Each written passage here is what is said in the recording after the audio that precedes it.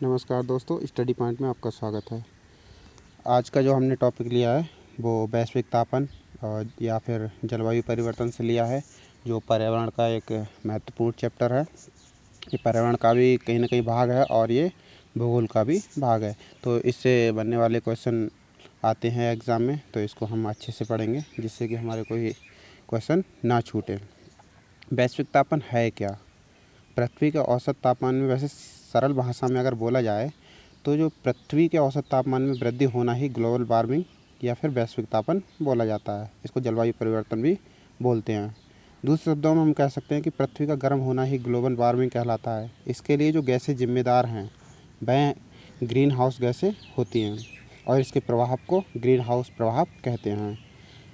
Question में आ भी जाता है कि पृथ्वी का औसत तापमान कितना है, तो 14 से 15 डिग्री सेंटीग्रेड होता है। सबसे पहले जोसेफ फोरियर ने 1824 में इसकी बात कही थी और हरित गृह प्रभाव पर चर्चा की थी। आगे अब है हमारा हरित गृह प्रभाव। हरित गृह प्रभाव क्या है? ये एक प्राकृतिक प्रक्रिया है जिसमें ग्रीन हाउस गैसों द्वारा सूर्य से आने वाली लघु तरंगे, इन लघु तरंगे और दीर्घ तरंगों के बारे में हम मैप में पढ़ेंगे आगे। तो लघु तरंगे इसको बोलते हैं शॉर्ट वेव रेडिएशन, अवशोषित कर ली जाती हैं और ये गैसें पृथ्वी से टकराकर जब वापस जाती हैं तो CO2 अपारदर्शी गैस के रूप में इसको वापस नहीं जाने देती, और जब ये टकरा के जाती हैं तब ये पार्थिव किरणें या फिर दीर्घ तरंगों के रूप में जाती हैं। क्वेश्चन में आता है कि पृथ्वी पर सूर्य से आने वाली किरणें किस रूप में आती हैं, तो लघु तरंगों के रूप में। इसको शॉर्ट वेव रेडिएशन भी बोलते हैं। और जब पृथ्वी से जाती हैं, वापस जब जाती हैं, तो ये किस रूप में जाती हैं, तो पार्थिव किरणें या फिर दीर्घ तरंगों लॉन्ग वेव रेडिएशन के रूप में जाती हैं। जिससे CO2 जब आती हैं तब तो आने देती है, यानी कि पारदर्शी रूप दिखाती है CO2, और जब जाती हैं तो अपारदर्शी रूप दिखाती हैं, जिस कारण तापमान बढ़ जाता है। जब गैसें वहीं रुक जाएंगी, गर्म किरणें वहीं रुक जाएंगी, तो पृथ्वी में तापमान बढ़ जाता है। यहाँ से समझिए, मान लिया जाए ये हमारी पृथ्वी है। पृथ्वी के चारों ओर विभिन्न गैसों का जो आवरण है उसको हम वायुमंडल बोलते हैं। तो यहाँ ये सूर्य है।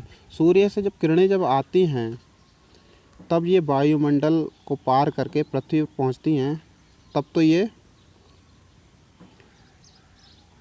SWR यानी कि शॉर्ट वेव रेडिएशन के रूप में आती हैं, जिसको CO2 आने देती है।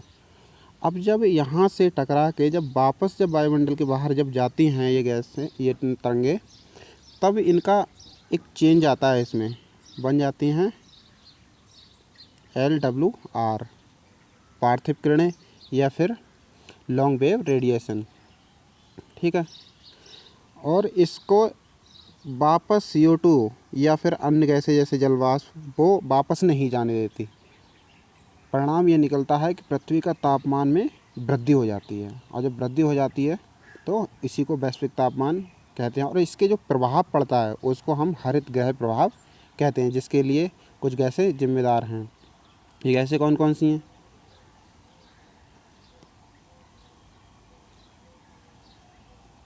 जैसे कि कार्बन डाइऑक्साइड, जलवाष्प, मीथेन, ओजोन गैस और N2O, CFC, क्लोरोफ्लोरोकार्बन, ये सभी ग्रीन हाउस गैसें हैं जो कि ग्रीन हाउस इफ़ेक्ट के लिए उत्तरदायी होती हैं। अगर क्वेश्चन में यहाँ से आता है कि ग्रीन हाउस इफ़ेक्ट के लिए कौन सी गैस सबसे ज़्यादा जिम्मेदार है, अगर सिंगल है तो हमारी कार्बन डाइऑक्साइड आएगा। अगर सिंगल ऑप्शन है तो कार्बन डाइऑक्साइड को लगाएंगे। अगर ऑप्शन में जलवाष्प भी है, मीथेन भी है, ओजोन भी है, N2O भी है, तो हम सभी का ऑप्शन लगाएंगे। लेकिन सबसे ज़्यादा जिम्मेदार कार्बन डाइऑक्साइड गैस ही होती है। जब पृथ्वी पर इन गैसों की मात्रा बढ़ती है तब पेड़ पौधों द्वारा इसको अवशोषित कर ली जाती है। तापमान संतुलन बनाए रखते हैं। जिस प्रकार वनों की कटाई हो रही है उससे ग्रीन हाउस गैसों की मात्रा में वृद्धि हो रही है। परिणाम ये निकल रहा है कि हरित गृह प्रभाव के लिए न केवल ये गैसें ही जिम्मेदार हैं, बल्कि प्रदूषण, वनों की कटाई, औद्योगिकरण, नगरीकरण आदि जिम्मेदार हैं। क्वेश्चन में आता है कि कौन कौन जिम्मेदार हैं, तो गैसों के अतिरिक्त प्रदूषण, जिस तरीके से मनुष्य अपने स्वार्थ के लिए वनों की कटाई कर रहा है, नगरीकरण कर रहा है, औद्योगिकरण कर रहा है, वाहन हैं, इनसे निकलने वाले धुआं, कार्बन बढ़ रहा है, तो इस सब के लिए ये भी जिम्मेदार हैं। अब देखते हैं कि हम इनको दो भागों में बांट के हम पढ़ सकते हैं। एक तो प्राकृतिक पढ़ सकते हैं,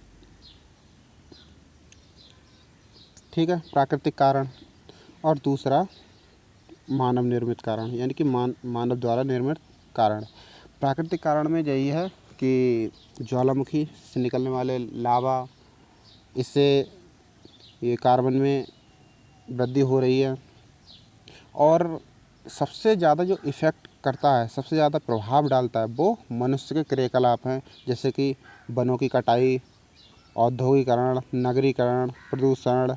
ये कहीं ना कहीं मनुष्य ही इसका ग्लोबल वार्मिंग के लिए ज़िम्मेदार है, और वह अपनी जो लाइफ है उसको खतरे में डाल रहा है।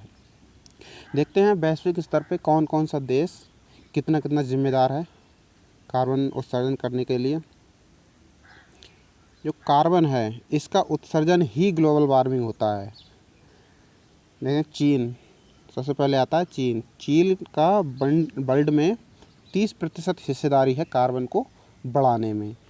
अगर क्वेश्चन यहाँ से आता है कि वर्ल्ड में या विश्व में किस देश की हिस्सेदारी सबसे ज़्यादा, या कौन सा देश सबसे ज़्यादा कार्बन उत्सर्जन करता है, तो अकेले चीन 30% उत्सर्जन करता है। दूसरे नंबर पे संयुक्त राज्य अमेरिका, USA बोलते हैं इसको, ये 15% कार्बन उत्सर्जित करता है। अगर ये आ जाए कि प्रति व्यक्ति, अगर क्वेश्चन में आता है कि प्रति व्यक्ति के हिसाब से अगर कोई देश है तो वो है अमेरिका, क्योंकि चीन की तुलना में इसकी जनसंख्या बहुत कम है। तो इसीलिए अगर प्रति व्यक्ति आता है तो संयुक्त राज्य अमेरिका आएगा, और वैसे आता है तो चीन। तीसरा है यूरोपीय संघ, इसमें 9% की हिस्सेदारी है। और चौथा हमारा भारत, इसकी भी 7% की हिस्सेदारी कार्बन उत्सर्जन में है। नेक्स्ट चलते हैं हम। इस वैश्विक तापन के परिणाम क्या होंगे उसको देखते हैं। एक तो हम इसको दो भागों में पढ़ेंगे, एक तो पृथ्वी पर और दूसरा मानव पर, कि पृथ्वी पर क्या प्रभाव पड़ेगा उसको हम देखेंगे, और मानव पर प्रभाव क्या पड़ेगा उसको देखेंगे। सबसे पहले तो तापमान में वृद्धि हो जाएगी। तापमान में जब वृद्धि हो जाएगी तो इसका परिभाषा ही यही है वैश्विक तापन की, कि तापमान में वृद्धि होना या फिर पृथ्वी के औसत तापमान में वृद्धि होना ही वैश्विक तापन कहलाता है। जब तापमान में वृद्धि हो जाएगी तो जलवायु परिवर्तन होगा।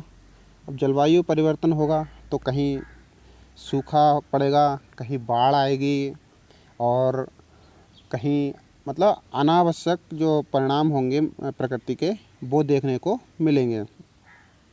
और जब तापमान में वृद्धि होगी तब जो पहाड़ों पे बर्फ़ है उसका पिघलना होगा, पिघल के मैदानी क्षेत्रों में जाएगा, और नदियों में जल का स्तर बढ़ जाएगा, जिस कारण से मैदानी क्षेत्र बाढ़ग्रस्त हो जाएंगे, और वहाँ की जो उपजाऊ है वो नदियों में समा जाएगी, उपजाऊ मिट्टी नदियों में समा जाएगी, जिससे कि फसल बर्बाद होगी। और जब फसल बर्बाद होगी तो किसानों पे, मानव पे बहुत गहरा प्रभाव पड़ेगा, भुखमरी आएगी। ये सब परिणाम झेलने को मिलेंगे। जब हिम का पिघलना होगा तब समुद्र में जब ये पानी पहुँचेगा तब समुद्र के जल का जो स्तर है वो बढ़ जाएगा। परिणाम क्या होगा, वहाँ के जो तट क्षेत्र हैं वो पानी में समा जाएंगे, समुद्र में समा जाएंगे, और वहाँ की जनता को पलायन करना पड़ सकता है। इसके बाद में नेक्स्ट हमारा जैव विविधता को नुकसान। जिस तरीके से अंधाधुंध वनों की कटाई हो रही है तो उस प्रकार से देखा जाएगा कि जैव विविधता को खतरे में है। और क्योंकि जैव विविधता विभिन्न प्रकार के, जैसे पादपों का एक संगठन होता है जहाँ पे विभिन्न प्रकार के प्रजातियाँ पाई जाती हैं, उसको जैव विविधता बोलते हैं। और हमने पिछले वीडियो में पढ़ा भी चुके हैं जैव विविधता को डिटेल से, तो अगर आपने वो वीडियो ना देखी हो तो कृपया देख लें, उसका लिंक डिस्क्रिप्शन में दे दिया जाएगा। अब चलते हैं मानव पर, कि मानव पर प्रभाव क्या पड़ेगा। मानव पर प्रभाव यही पड़ेगा कि रोग पैदा होंगे, भुखमरी आएगी, आवास नष्ट होगा, कृषि प्रभावित होगी। जहाँ कृषि जब तापमान बढ़ेगा तो कहीं सूखा पड़ेगा, कहीं बाढ़ आएगी, अनियमित तरीक़ा से बारिश होगी, कहीं नहीं होगी तो कृषि प्रभावित होगी। और ये है नेक्स्ट बाढ़, सूखा और इसके अलावा अन्य समस्याएं भी पैदा होंगी। तो कहीं ना कहीं जब ग्लोबल वार्मिंग बढ़ेगा, कार्बन ज़्यादा बढ़ेगी और पृथ्वी पर तापमान बढ़ेगा तो कहीं ना कहीं मानव पर बहुत गहरा असर इसका पड़ेगा।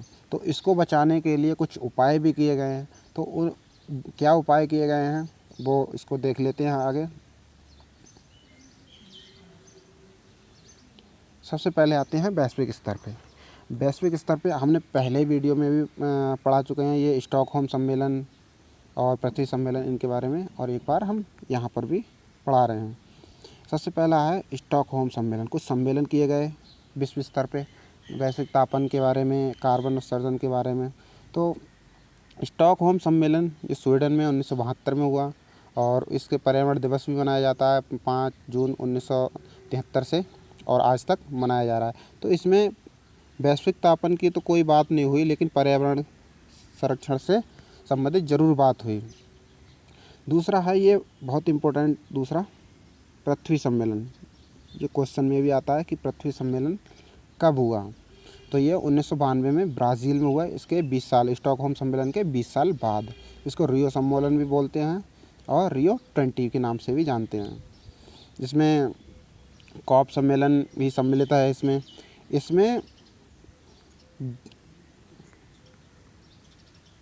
इसमें वैश्विक तापन की बात हुई और कार्बन के उत्सर्जन को लेके इसमें चर्चा हुई। अब आता है क्योटो प्रोटोकॉल। 1997, ये जापान में हुआ था। ये कई दृष्टि से महत्वपूर्ण है। सबसे पहले तो ये कार्बन क्रेडिट की बात कही कि जो देश कार्बन कम उत्सर्जन कर रहे हैं या फिर बचा रहे हैं तो उनको कार्बन क्रेडिट करने का जो छूट दी गई, जिससे कि एक संतुलन बना रहे। नेक्स्ट आता है पेरिस समझौता 2015। इसको कॉप 21 भी बोलते हैं। इसमें बोला गया कि औद्योगिक क्रांति से पहले औसत तापमान से 2 डिग्री से ज़्यादा वृद्धि नहीं की जाएगी। हालांकि इसमें अमेरिका भाग से बाहर हो गया था, यानी कि समझौते से अमेरिका बाहर हो गया था। नेक्स्ट है हमारा कॉप 24। ये सन 2019 में हुआ था। ये कहाँ हुआ था? पोलैंड में। तो ये करंट अफेयर्स का भी क्वेश्चन बन सकता है। और दूसरा है, अभी तो हमने ये वैश्विक स्तर पे पढ़े और अब है मानवीय स्तर पे। मानव अपने स्तर पे क्या क्या कर सकता है? जैसे पर्यावरण को बचा सकता है, जल का सदुपयोग करे, अधिक से अधिक पौधे लगाए और अपने वाहनों को कम से कम चलाए। तो इस प्रकार से मानव अपने खुद के लिए और पर्यावरण के लिए भी सही कर सकता है। अब मैंने यहाँ पे कुछ एक इम्पोर्टेंट चीज़ ली है जहाँ से क्वेश्चन बनता है, पृथ्वी घंटा। कई बार क्वेश्चन में आया है पृथ्वी घंटा होता क्या है। ये जलवायु परिवर्तन के संबंध में WWF यानी कि world wide fund for nature द्वारा प्रतिवर्ष मार्च के अंतिम शनिवार को मनाया जाता है। पहली बार ये ऑस्ट्रेलिया के सिडनी में मनाया गया था। इसके तहत सुबह 8:30 बजे से लेके 9:30 बजे तक जितने भी बिजली के उपकरण हैं उनको बंद कर दिया जाता है, जिससे कि पर्यावरण की दृष्टि से पर्यावरण को और वैश्विक तापन को कम करने का लक्ष्य रखा जाता है और ये एक जागरूकता अभियान चलाया जाता है। तो इस वीडियो में फ़िलहाल इतना ही। अगर वीडियो पसंद आई हो तो चैनल को सब्सक्राइब करें, वीडियो को लाइक करें और शेयर करना ना भूलें। नमस्कार।